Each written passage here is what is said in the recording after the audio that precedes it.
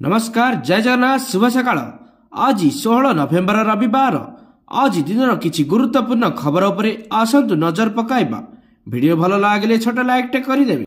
आसिला प्रथम खबर। बिहार विजय celebration stage रु प्रधानमंत्री मोदी को एभली आह्वान परे पश्चिम बंग रे बड़ हलचल।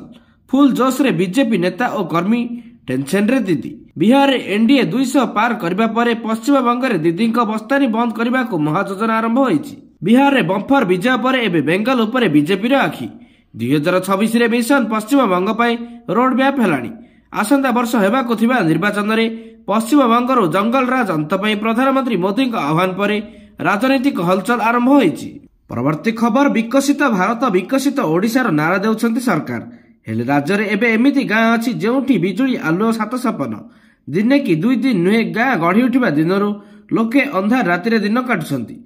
संध्या हेले गाँ रे पड़ुछि ताटिक बाट। विकसित ओडिशार स्वप्न को उपहास करुछि गंजाम जिला झाड़बंद पंचायतर सुवर्णपुर गाँर दृश्य। गाँ हेले दिनठू बिजुली कौन जानि नाहांती ग्रामवासी। प्राय 9 वर्ष तले सरकार जोगाइथिबा सोलार पैनेल सप्ताह जलिबा परे अचल। बारंबार अभियोग सत्वे केही शुणु नाहांती। विडंबना जे गाँ लोकंकु किरोसिन टोपाए भी मिलुनी। बिजुली नथिबारु बड़ पहाड़ घेरा उपांत गाँ रे संध्यारू सरी जाए रोषेई खाइबा ठारू आरंभ करी सबकिछि एठारे अंधार रे हुए। हिंस्र जंतुक भय संध्या नईले गाँ रे ताटिक बाट पड़ी थाए। सरकार पर सरकार बदलु बाबू बदली नुआ बाबू आसुछंती किंतु स्वाधीनतार 69 वर्ष पर भी सुवर्णपुर गाँ रे बिजुली आलुआ देखि पारु नाहांती। परवर्ती खबर। बरगड़ जिला प्रशासन सह मुहांमुही होइछंती चाषी। बसीछि डीएलपीसी बैठक। नवेम्बर 28 रु धान किणा आरंभ हेबा नै बैठक रे निष्पत्ति होइछि। किछि दिन होला पंजीकरण समस्या नै शताधिक चाषी जिलापालक कार्यालय सम्मुखरे आंदोलन रे बसिथिले। हेले बैठक पूर्वरु शताधिक चाषी को पुलिस जोर जबरदस्त उठाई नै आलोचना करा जायथिबारु चाषी महल रे देखा दैछि असंतोष। बहु वाद विवाद परे बरगड़ रे धान संग्रह पई बसिछि प्रस्तुति बैठक। बरगड़ जिलापालक अध्यक्षतार चाषी मिलर्स प्रशासनिक अधिकारी को नै बैठक अनुष्ठित होइछि।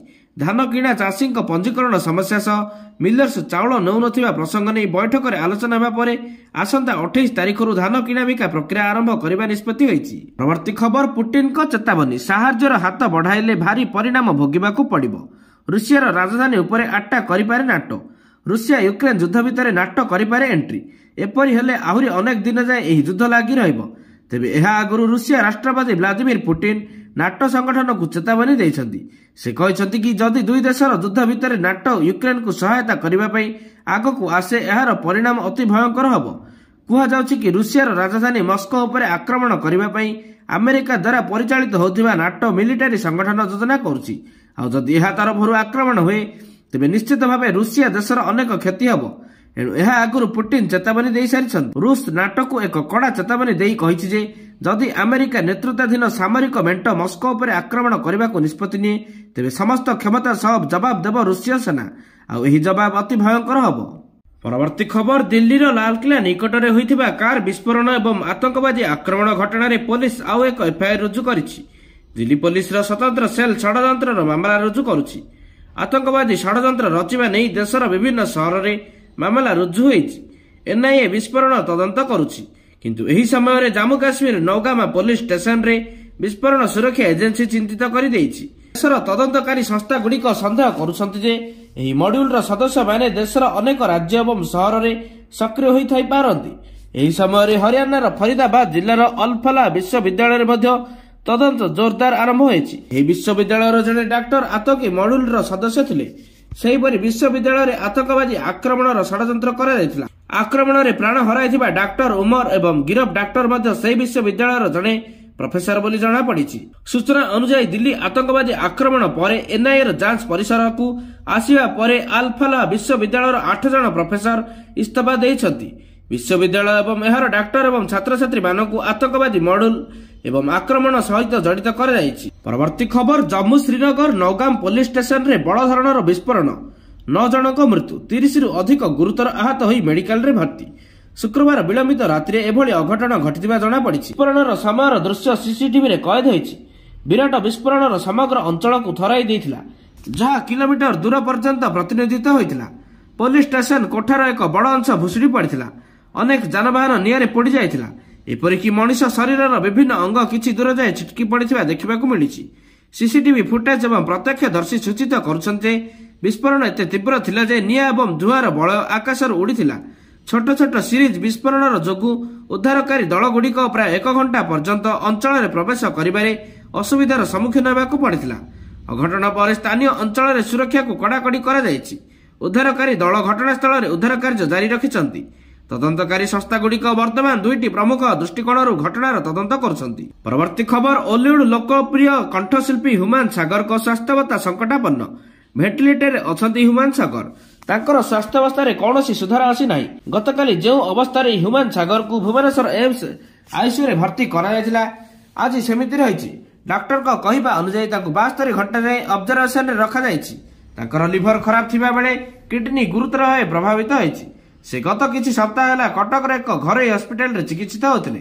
ସ୍ୱାସ୍ଥ୍ୟାବସ୍ଥା ସଂକଟାପନ୍ନ ହେବାରୁ ତାଙ୍କୁ ଏମ୍ସକୁ ସ୍ଥାନାନ୍ତର କରାଯାଇଛି। ପରବର୍ତ୍ତୀ ଖବର, ବିହାର ବିଧାନସଭା ନିର୍ବାଚନରେ କଂଗ୍ରେସ ନୈରାଶ୍ୟଜନକ ପ୍ରଦର୍ଶନ ପରେ ଦଳ ଭିତରେ ମାନସ ମନ୍ଥନ ଆରମ୍ଭ ହୋଇଛି।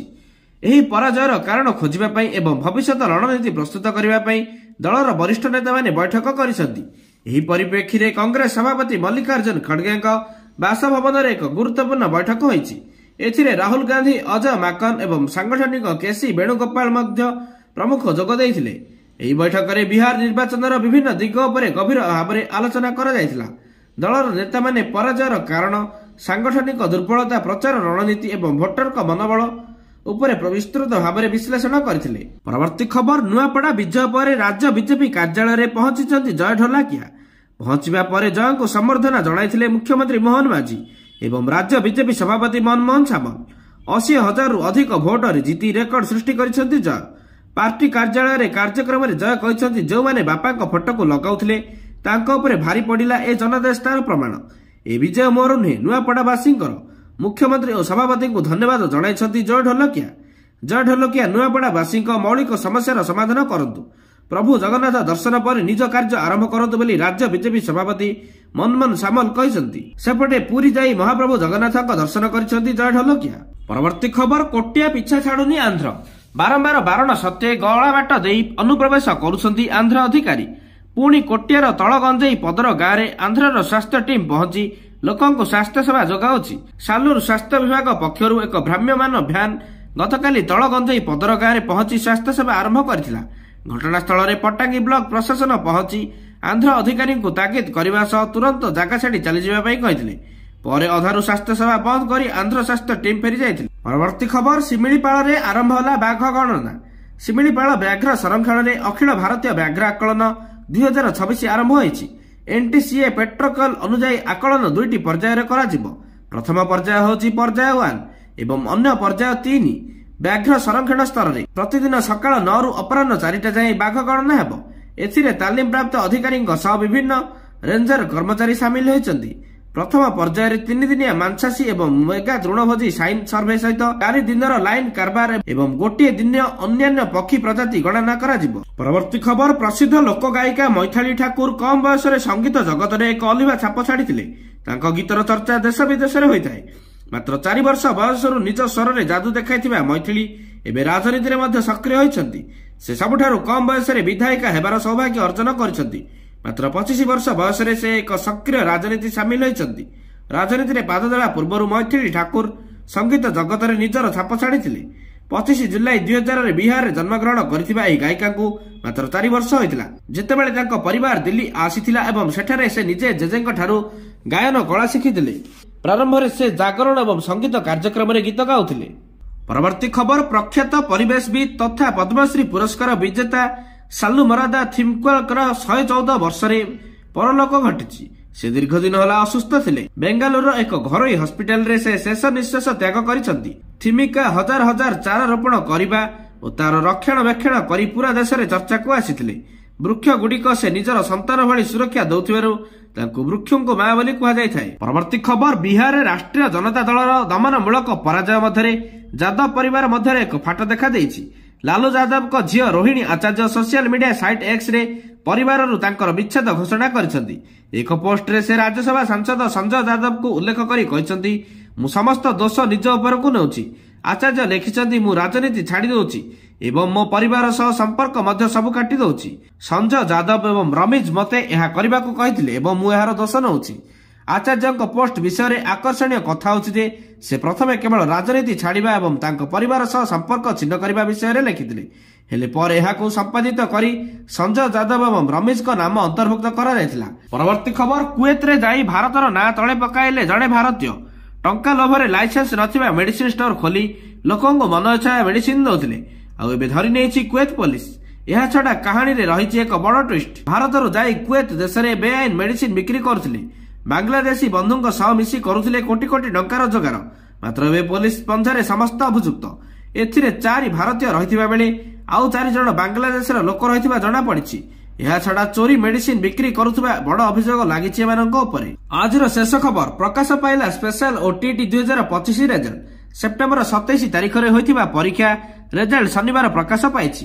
ଏହି ସ୍ୱତନ୍ତ୍ର ଓଟିଇଟି ପରୀକ୍ଷାରେ 66.5% ପରୀକ୍ଷାର୍ଥୀ ପାସ୍ କରିଛନ୍ତି।